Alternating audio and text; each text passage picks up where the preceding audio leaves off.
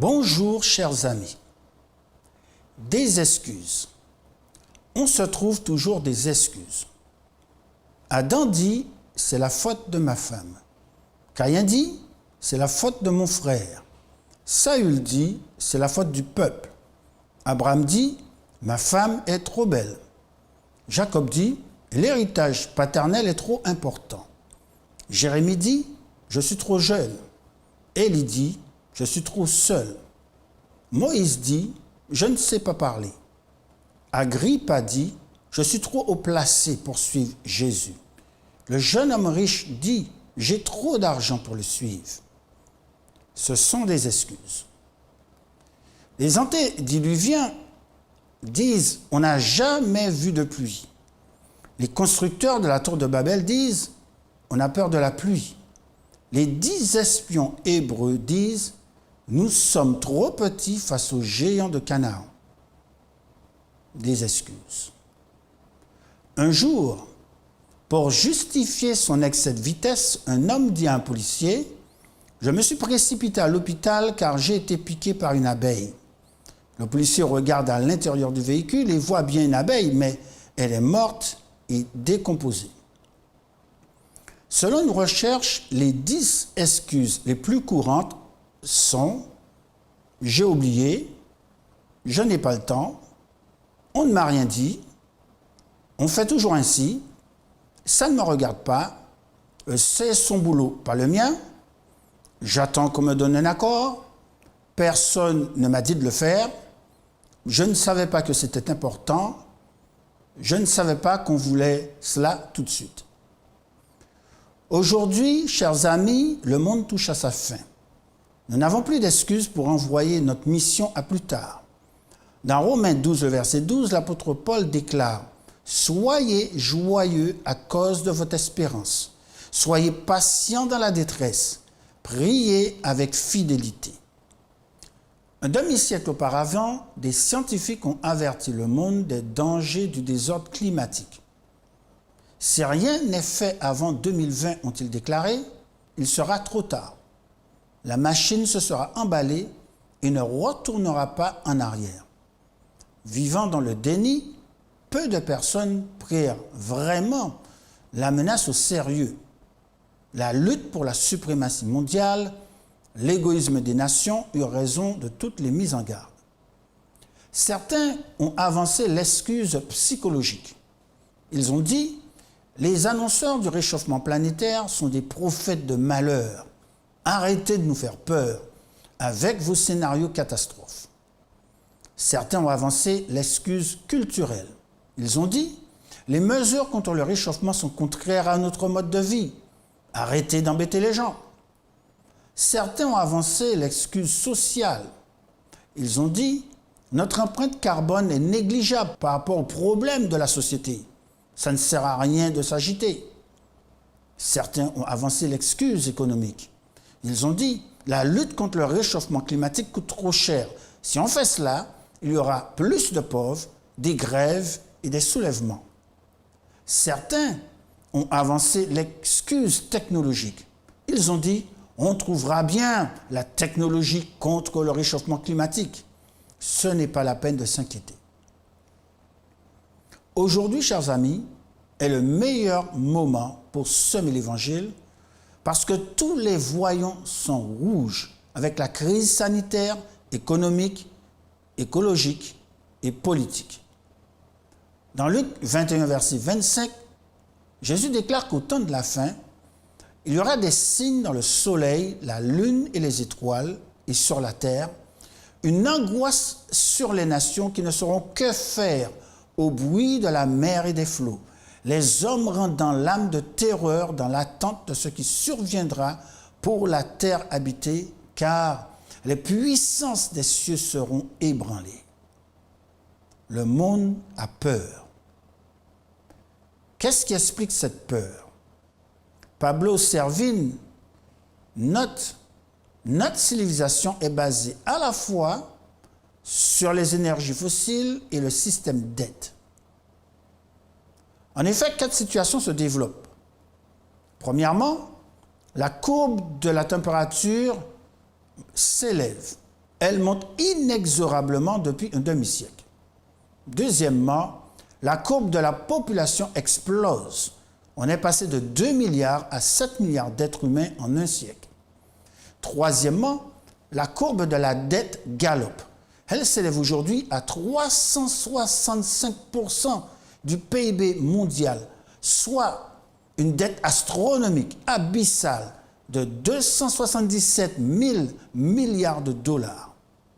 Quatrièmement, les ressources naturelles de la Terre s'épuisent.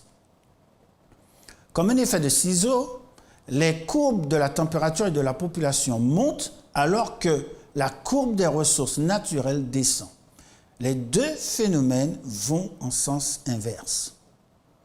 Pendant ce qu'on a appelé les 30 glorieuses après la Seconde Guerre mondiale, les 2/3 de la croissance économique mondiale sont venus des énergies fossiles, notamment du pétrole. Selon les experts, le pic de la production de pétrole a été atteint vers les années 2006-2007, ce qui a entraîné la crise financière de 2008. Autrefois abondante, cette ressource diminue fortement aujourd'hui. Trouver de nouveaux gisements devient de plus en plus rare, difficile, cher et de moindre qualité comme le sable bitumeux, le pétrole de schiste ou le gaz de schiste. Nous quittons l'ère de l'abondance pour entrer dans l'ère de la pénurie, de l'épuisement des ressources. Les courbes atteignent leur pic et redescendent. La surpopulation et la surexploitation des ressources précipitent le monde vers la catastrophe. Ceux qui vivent dans le déni n'ont plus d'excuses aujourd'hui. La réalité du réchauffement est flagrante avec les incendies de forêt, l'extension des déserts, les ouragans, la fonte des glaciers et de la banquise. Le mal est autodestructeur. Laissez-le suivre son cours normal et graduellement, progressivement, tout arrive à sa fin. Les étoiles explosent, les océans se vident, les ouragans éclatent, les déserts s'étendent, les espèces s'éteignent, les écosystèmes disparaissent. Au temps de la fin, le mal parvient à son paroxysme. La Bible prédit un temps de détresse, une période où tout se dégrade, s'épuise et s'effondre. Le retour du Christ est la seule espérance pour le monde. L'apôtre Paul dit « Soyez joyeux à cause de votre espérance ». Depuis longtemps, les adventistes du 7e jour annoncent que Jésus revient bientôt. Il nous a confié cette mission, rappelée dans Marc 6, le verset 18. « Allez par tout le monde et prêchez cette bonne nouvelle à toute la création. » Aujourd'hui, nous n'avons plus d'excuses pour refuser d'atteindre chaque habitant de la planète avec un tel message d'espoir. C'est le meilleur moment pour semer l'Évangile. Le monde touche à sa fin. Il cherche désespérément une issue à la crise. Il est assoiffé d'espérance. Regardez, les champs mûrissent pour la moisson. Certains ont avancé l'excuse budgétaire. On n'a pas d'argent, disent-ils, pour annoncer la bonne nouvelle à chaque habitant du territoire. Certains ont avancé l'excuse géographique. Notre territoire est trop petit, disent-ils, pour utiliser les médias comme dans les grands pays. Certains ont avancé l'excuse culturelle. Notre culture est différente, disent-ils. Ailleurs, il y a des femmes pasteurs, des anciennes, pour ne prendre que cet exemple-là. On ne fait pas cela chez nous. Certains ont avancé l'excuse professionnelle. Je ne suis pas un spécialiste de l'évangélisation, disent-ils. C'est le travail du pasteur ou de l'ancien. Certains ont avancé l'excuse de la notoriété. Oh, tout le monde nous connaît à la Martinique, disent-ils. On n'a plus besoin d'évangéliser. Un homme d'affaires part en voyage un jour et il confie à ses serviteurs la gestion de ses biens. Matthieu 25, le verset 15 rapporte il donna 5 talents à l'un, 2 à l'autre, et un troisième à chacun selon ses capacités, et il partit en voyage. Durant son absence, le premier employé place ses talents en bourse et en gagne 5 autres. À l'époque, un talent est une pièce d'or d'une valeur de 30 000 euros. Ainsi donc, l'employé rapporte 150 000 euros à son maître. Le deuxième employé investit ses talents et il en gagne 2 autres, soit un bénéfice de 60 000 euros. À l'inverse, le troisième employé ne fait rien. Aussi, quand le maître lui demande la raison à son retour, il présente l'excuse « J'ai eu peur de perdre ton argent, alors je l'ai caché dans la terre. » Furieux, le maître le licencie. Je me le suis parfois demandé, que s'est-il passé dans la tête de cet employé? A-t-il pensé recevoir une médaille pour sa désinvolture, son inactivité? C'est un mystère. Chers amis, que se passe-t-il dans votre esprit? Pensez-vous recevoir une couronne pour votre indifférence ou l'absence de votre témoignage? Durant la Seconde Guerre mondiale, le Premier ministre britannique Winston Churchill dit aux Anglais: « Pour gagner la guerre, les marins vont traverser la Manche. Les soldats envahiront la France. Les pilotes d'avion domineront le ciel. Mais pour faire marcher ces bateaux, ces chars et ces avions, il faudra extraire du charbon. Vos visages seront noircis par ce travail. Êtes-vous prêts à le faire? » Des milliers de gens lui crient: « Envoie-moi, j'irai sous terre noircir mon visage. » J'irai, j'irai. Vers 740 avant Jésus-Christ, Ésaïe a un éblouissement dans le temple de Jérusalem. Les portes tremblent, une fumée envahit le lieu. Un trône élevé se dresse au-dessus du sanctuaire. Il entend la voix angélique des séraphins. « Saint, Saint, Saint est le Seigneur des armées célestes. Toute la terre est pleine de sa gloire. » « Malheur à moi, s'écrie le jeune homme, car je suis un pécheur. Je vais mourir, car j'ai vu le roi de l'univers. » Une voix résonne alors qui lui dit: « Qui enverrai-je et qui marchera pour moi ?» Alors, malgré ses limitations, ses imperfections, son manque d'éducation, le jeune homme ne se cherche pas d'excuses. Il ne résiste pas à la vision céleste. Il répond: « Je suis prêt, envoie-moi, j'irai. » J'irai. Chers amis comme Ésaïe, acceptez-vous de répondre à l'appel de Dieu, de témoigner pour lui?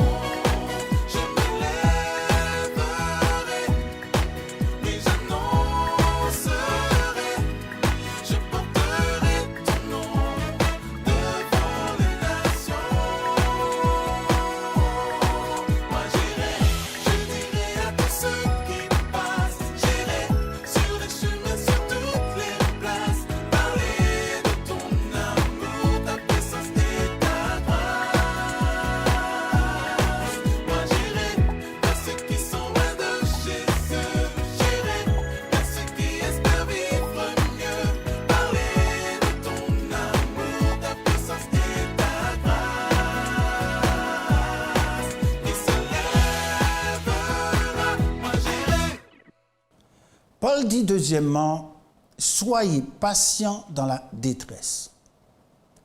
Dieu vous a donné au moins un don spirituel pour le servir et le glorifier.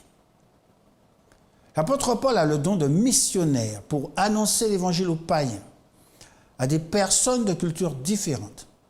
Mais il rencontre une forte opposition parmi les croyants, ses propres frères et sœurs, à Corinthe. Jaloux, il ne collabore pas. C'est la méfiance, la médisance, la mesquinerie. Au lieu de travailler ensemble, ils lui font la concurrence. Au lieu de le soutenir, ils lui mettent des bâtons dans les roues. Au lieu de lui faciliter la vie, ils bloquent ses initiatives. Au lieu de l'aider à réussir, ils recherchent son échec. Ils trouvent toutes sortes d'excuses pour le contrer dans sa mission. Parfois, vous rencontrez ce genre d'excuses à la maison, à l'école, au travail, ou même à l'église. Tu es trop jeune ou tu es trop vieux pour cette mission. Tu es trop pauvre ou trop riche pour ce projet. Tu es trop peu formé ou trop instruit pour cette tâche. Tu es trop inexpérimenté ou trop rétrograde pour cette fonction. Tu es trop archaïque ou trop moderne pour ce travail. Quand ces paroles viennent des personnes qui vous sont les plus proches, cela fait très mal. Découragé, Paul veut tout arrêter. Robert Pierson déclare « Quelle chose affreuse que la critique, c'est du cannibalisme spirituel. » Loué soit Dieu, il apporte toujours un mot d'encouragement dans la détresse, si désespérément nécessaire. Acte 18, versets 9 à 10 rapporte « Une nuit, le Seigneur lui-même parla à Paul dans une vision.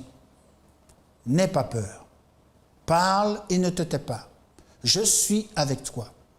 Personne ne pourra s'attaquer à toi pour te faire du mal, car il y a dans cette ville un peuple nombreux qui m'appartient. » Chers amis, Dieu prépare une grande moisson. Il a un peuple nombreux à la Martinique, aux Antilles-Guyane, en France et dans le monde entier. Il a un peuple chez les croyants et les incroyants, chez les pauvres et les riches, les illettrés et les intellectuels, les blancs et les noirs. Qui leur portera l'espérance? On peut toujours se trouver des excuses, questionner « Pourquoi moi, Seigneur ?» Ce à quoi il répond « Pourquoi pas toi? N'aie pas peur. Personne ne pourra t'attaquer. » Aujourd'hui est le meilleur moment pour semer l'Évangile. Les champs mûrissent pour la moisson. Dieu peut voir la moisson, une grande moisson d'âmes. Et nous n'avons aucune excuse pour renvoyer à demain la proclamation puissante de la bienheureuse espérance à chaque habitant de la terre. Jésus revient bientôt. Un homme de 80 ans annonce à ses neveux qu'il va se marier. Comme c'est la première fois, ils sont étonnés. Et ils lui demandent, « Tonton, est-ce que tu te maries parce que cette femme est belle? » Non, répond-il. « Est-ce parce qu'elle cuisine bien? » Non. « Est-ce parce qu'elle est riche? » Non. « Alors pourquoi? » C'est parce qu'elle conduit la nuit. Comme cet homme, le chrétien sait ce qu'il a besoin. Il veut aller au ciel, atteindre sa destination. La nuit de l'histoire du monde arrive. Jésus fait 2 invitations. La première, c'est de l'accepter dans votre vie. Il dit lui-même, « Je suis la lumière du monde. Celui qui me suit ne marchera pas dans les ténèbres. » Un jour, un roi invite des connaissances au mariage de son fils. Il essuie une série de refus. Une personne dit, « Je ne peux pas venir, excuse-moi, je viens de m'acheter une maison. » Un autre dit, « Je ne peux pas venir, je pars en lune de miel. » Ou encore, « Je ne peux pas venir, j'ai acheté une Ferrari, il me faut l'essayer. » On présente souvent toutes sortes d'alibis pour ne pas suivre Jésus. Quelqu'un peut dire, je ne sais pas si la Bible est la parole de Dieu. Ou encore, je ne connais pas assez de choses pour donner ma vie à Jésus. Je ne suis pas assez bon pour suivre Jésus. Il y a des gens qui disent, les chrétiens sont des hypocrites. Ou encore, je ne suis pas une personne religieuse. Ou je ne veux pas renoncer à une vie de plaisir. Ce sont des excuses. On ne peut pas savoir si la Bible est la parole de Dieu sans l'avoir lue. Dieu ne vous demande pas d'être religieux, de tout connaître ou d'être parfait avant de suivre Jésus. Ne vous comparez à personne. Regardez seulement à Jésus. Il est notre seul modèle. Venez à lui tel que vous êtes et il vous changera. Il existe deux plaisirs. Le plaisir du bien et le plaisir du mal. Le plaisir du mal est destructeur et éphémère. Le plaisir du bien est bienfaisant et éternel. Jésus est la seule joie éternelle. Oh, chers amis, aucune excuse présentée ne tiendra au jugement dernier devant Dieu. Acceptez sa grâce victorieuse.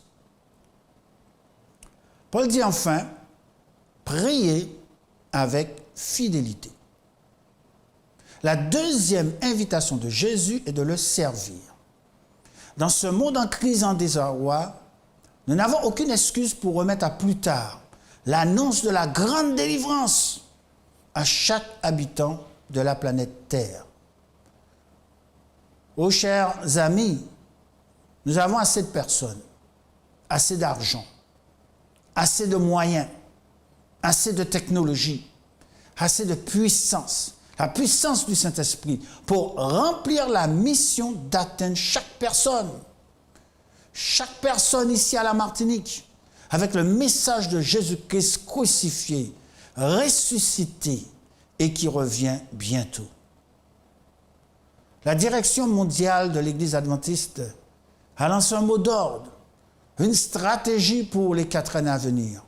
I will go, j'irai, dans le but de lancer le grand cri, le message de Jésus-Christ à toute l'humanité. Chers amis, j'irai est un engagement personnel à aller, toi et moi, là où je suis, pour faire connaître la bonne nouvelle du salut.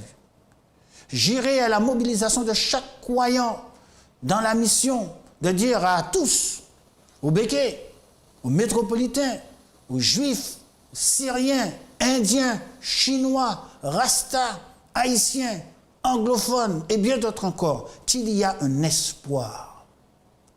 Priez que le Seigneur envoie des ouvriers dans sa moisson, marchant dans l'unité. Priez pour participer vous-même à cette glorieuse œuvre finale. Un jour, Jésus voit un figuier au feuillage abondant à l'entrée du village de Béthanie et il prononce une malédiction que personne, jamais, ne mange de fruits venant de toi. C'est étonnant parce que, comme le remarque l'évangéliste Marc, ce n'était pas la saison des figues. Pourquoi Jésus maudit un arbre alors hors de saison? La raison est simple. En Palestine, à la fin de mars, juste avant la Pâque, des feuilles apparaissent dans le figuier accompagnées de petits fruits appelés taksh par les Arabes. Ces fruits tombent sur le sol ou sont mangés par les passants avant l'apparition des figues et de leur récolte 6 semaines plus tard à la moisson en juin. Si des feuilles apparaissent sur l'arbre sans ces petits fruits, il n'y aura pas cette année-là de figues à la saison des figues. Et malgré son feuillage, le figuier est stérile. Autrement dit, un figuier rempli de feuilles doit porter des fruits. La hors-saison n'est pas une excuse pour ne porter aucun fruit. Quel que soit mon âge et mes capacités, je dois porter du fruit.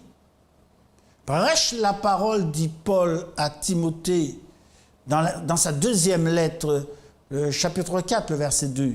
En toute occasion, favorable ou non. Un jour, 3 démons apprentis sont en stage avec le diable. Ils lui demandent, aujourd'hui, que pensez-vous faire? Le premier apprenti dit, je leur dirai que Dieu n'existe pas. C'est bien, déclare Satan. Quelques insensés te croiront. Mais l'univers proclame l'existence de Dieu. Il y a partout des évidences. Tu auras peu de succès. D'ailleurs, au XXIe siècle, il se pourrait bien qu'on assiste progressivement à la mort de l'athéisme. Aucune autre idée? Le second apprenti dit, je vais leur dire qu'il n'y a pas de jugement. C'est une meilleure idée, dit le diable. Plus de gens croiront cela. Cependant, chaque être humain sait que toute action a une conséquence. Ils se sentent coupables, même quand les psychologues affirment le contraire.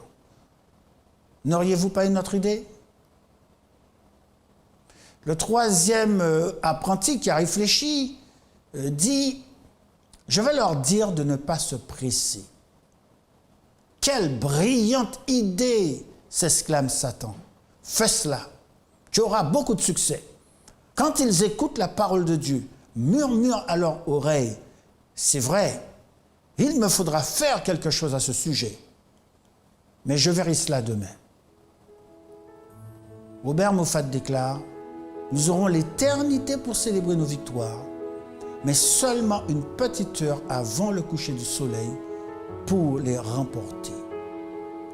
Aujourd'hui, chers amis, Dieu vous invite à le servir, à proclamer son retour prochain. Déclarez au Seigneur, Seigneur, envoie-moi, j'irai maintenant. Notre Père céleste, notre Dieu, nous te remercions de ce que dans ton amour, ta bonté infinie, Jésus-Christ n'a pas hésité une seconde à descendre de son trône, descendre du ciel, venir vivre parmi nous. Comme un esclave, dit Paul, il s'est humilié jusqu'à la mort de la croix pour nous sauver. Et alors que le monde parvient à une période de l'histoire où tout touche à sa fin, ô Seigneur, nous te demandons de nous accorder ton esprit afin que chacun de nous, nous puissions t'accepter dans notre cœur comme notre sauveur personnel, mais que nous puissions aussi dire, comme Ésaïe, envoie-moi, j'irai. Je leur ferai savoir qu'il y a une espérance, que Jésus est la seule espérance à ce monde en désarroi. Que ton nom soit béni et glorifié. Au nom de Jésus. Amen.